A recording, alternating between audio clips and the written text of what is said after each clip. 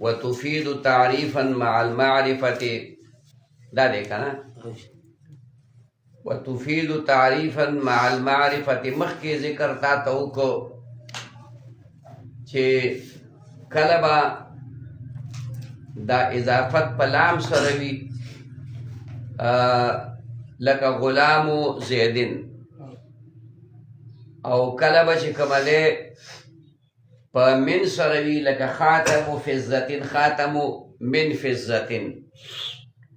کلبا پا فی سروی او د دې د پاره درته شرطم لګولیو فی ظرفه لکه ضرب اليوم ضرب فی اليوم خبره باندې پوه شوې دلته ته دا ذکر کوي چې د دې اضافت چې کومه دی نو هغه درې فایدې دي د اضافت معنوي د اضافت معنوي دوه فایدې دي یو فایده هغه د اضافت لفظي ده اضافت معنوی یو فایده چې کوم دی هغه دا ده چې دا معرفی ته اضافت وشي نو دا مضاف به معرفه ګرځي او دویم تخصیص دی دویم هغې سره فایده سره تخصیص دی چې اضافت معرفی ته نه شوی اضافت چې کومه دی نکرې ته شوی خو قلت د شرکاو پکې راغلی نو هغه خبره تا ته ذکر کوي وتفید تعریفا مع المعرفه فایده کوي چې کومه دی دا اضافت معنوي تعریف لره سره د معرفې نه یعنې چې اضافت معرفې ته وشي لکه غلام زیدن هلته مخکې تیر شو نو مثال ځکه ذکر کوي غلام زیدن دا زید معرفه ده غلام نکره دنو هغې کې خو چې کومه دی تعین نشته که نه چې تا صرف غلام لفظ ذکر کړ نو بس یو غلام مراد دی نو پته نه لګي خبره باندې پوه شوې لکه موږ چې ووایو هلکه طالب ته اواز کا خیال کې راله نو دا طالب د هغه حفظ د هغه چڼې نه واخله تر دور حدیثه پورې چې کوم طالب دی طالبان دي نو هغې هر یو ته شامل دی خو که تا ورسره قید کېښود چې هلکه د څلورمې درجې یو طالب ته اواز کا نو تخصیص پکې راغی بیا هم تعریف نه دی ښه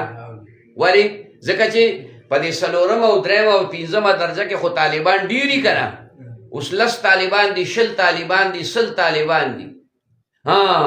اوس که تا ووایي چې د څلورمې درجې فلاني طالب ته اواز کا اوس پکې تعریف راغی خیال کې مرازي دې خبره باندې ځان پوهېږه ښه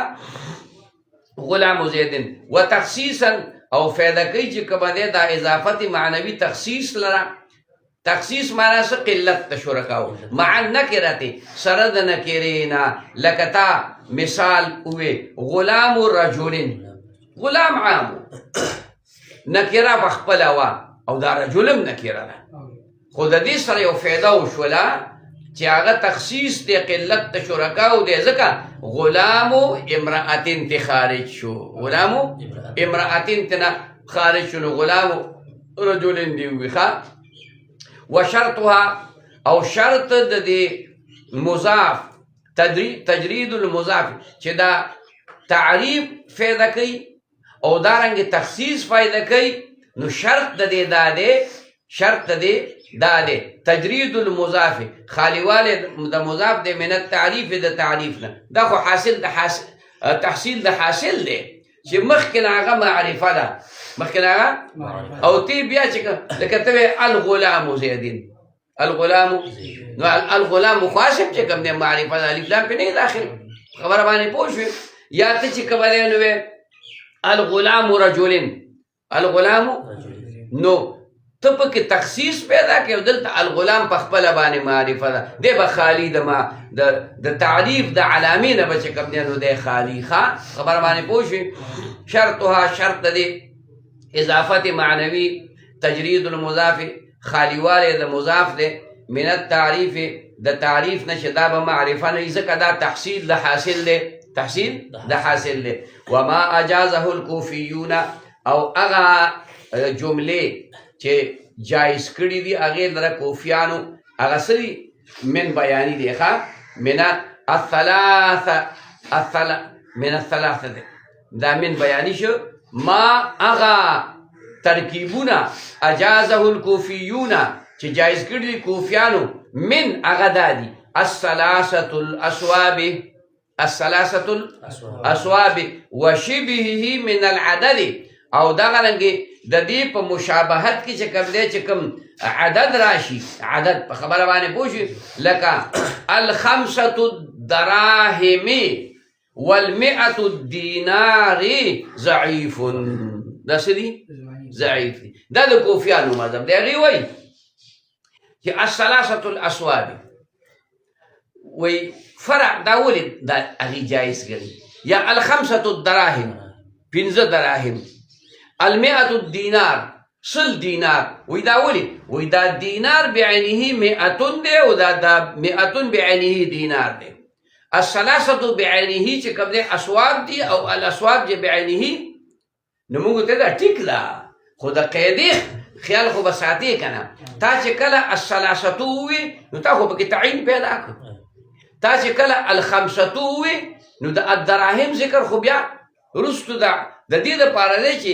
تا ته پته ولګي چې دا الخمسة څه شی دی هغه خو تمیز دی هغه معدود دی د معدود ذکر جدا خبره ده د محدود ذکر جدا خبره ده او دا الف لام په داخل نو دا د هغوی په نسبت باندې راغلي دي دا چې کومه دی نو هغه ضعیف دي او د هغوی دلیل څه دی هغه وایي په دې الثلاثة الاسواب په دې عبارت کې په دې جمله کې جمله خو پوره نه ده خو بهرحال په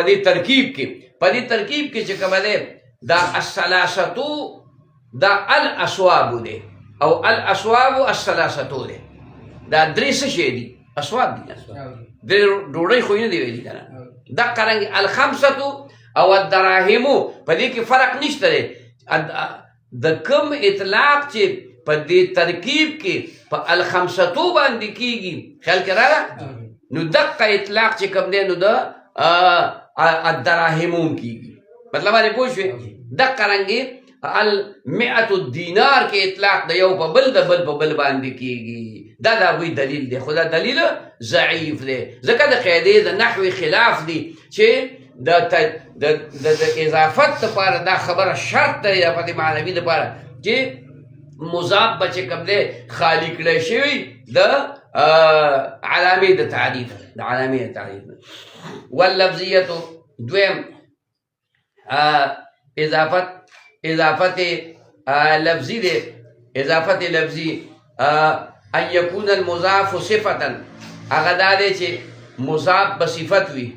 مضافتا الی معمولها صفت د مراد چې کومه دی نو اسم فاعل اسم مفعول صفت مشبه دا څیزونه دي ښه دیک مضاف به چې کومه دی نو چاته مضاف به وي چاته و مضاف الیه الی معمولها خپل معمول ته به چې کوم دی نو مضافي مثل ضارب زیدن وهون کې د زید دا ضارب چې کوم دی نو دا اسم فاعل دی او دې ته صفت ویلی کېږي اضافت شوی دی زید ته دا زید د هغې چې کوم دی نو معمول دی مفعول به د هغې د ضارب دپاره دغه نو د ده اضافت شوی دی خپل معمول ته معمول په کوم اعتبار دی دی مفعول به ده د ضارب دپاره مفعول به ده اوس دې ته فکر وکړه حسن الوجه ښایسته مخ واله حسن صفت مشبه ده او الوجه دی چې کومه دی نو د هغې مضاف الیه دی او دی گویا چې کومه دی نو معمول دی حسن وجه داسې دی په حقیقت کې نو فکر وکړه خبرې ده دا دلته تخفیف پیدا کړ فرمای ولا تفید الا تخفیفا فی اللفظ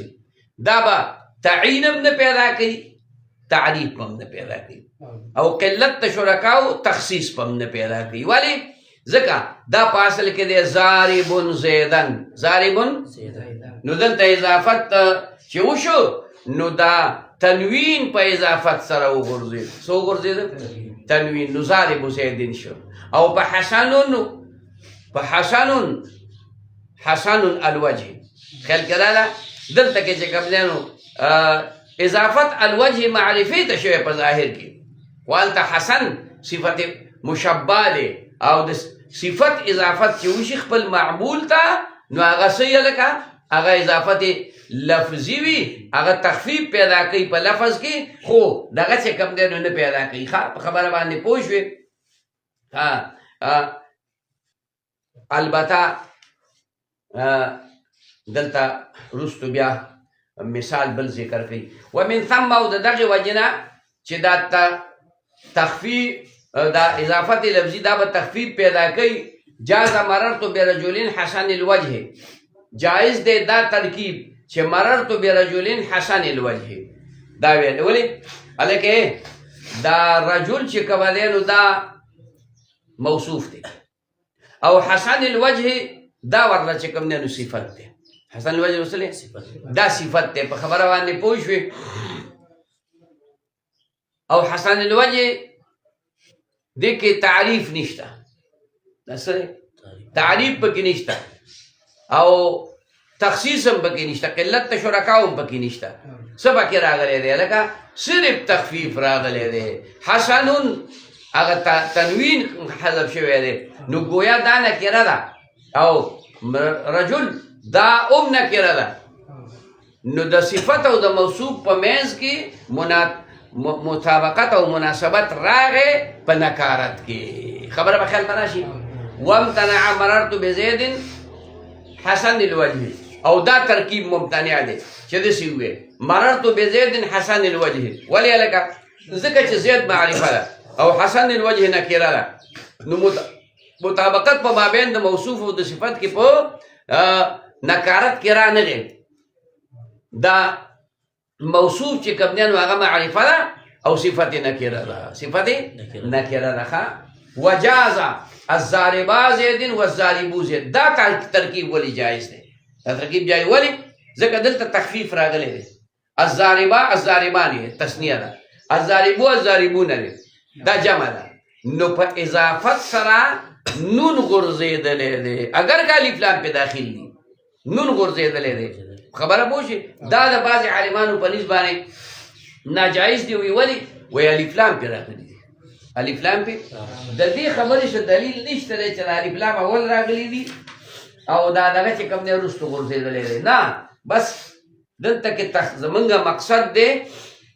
تخفیف او تخفیف راغلی چې هغه اسقاط د نون د تسنیې او د نون د جمع دی دا خبره به خیال کې راشي وامتنع الضارب زیدن دا ترکیب چې الضارب زیدن دی دا ممتنع دی الکه دا ولې ځکه دلته الف لام اول کې راغلی او وروستو چې الف لام راغله نو تنوین خو مخکې نه ختم شوی که نه الف لام او تنوین دواړه په یو ځای کې په یو اسم کې راتلی شي نشي راتلی اول نون د تسنیې او الف لام راتلی شي که نشي راتلی نون د جمع او الف لام راتلی شي که نشي راتلی شي هلته کې تخفیف راغلی دی په تسنیه کې ته دا حمل کې په الضاربا زیدن باندې والضاربو زیدن باندې غلط دی ولې ځکه الف لام په اول کې راغلی دي نو ما تقاضا د دې دا ده چې په اول کې راغلي د الف لام اول دی او تنوین وروستو راغلی دی دی وایي تنوین ساکت کړی شوی دی بیا پې الف لام راغلی دي د دې څه دلیل نشته دی په خبره پوه شوې خلافا للفرا خلاف ثابت دی چې کوم دی نو فرا لره فرا وایي لکه دا ترکیب چې کوم دی نو هغه جایز دی په خبره باندې پوه شوې په دې وجه باندې چې دی حمل کوي په الضاربا په الضاربا زیدن باندې او الضاربو زیدن باندې نو دلته کې دا تنوین دا اولو دا الضاربو زیدن نو ضاربو زیدنو بیا پې وروستو الف لام راغلی موږ په دې څه دلیل نشته دی چې الف لام اول راغلی دي که تنوین اول راغلی دی تقاضا دا ده چې الف لام اول راغلی دي وجه دا ده چې الف لام په اول کې راغلی تنوین خو په آخر کې راځي بس دی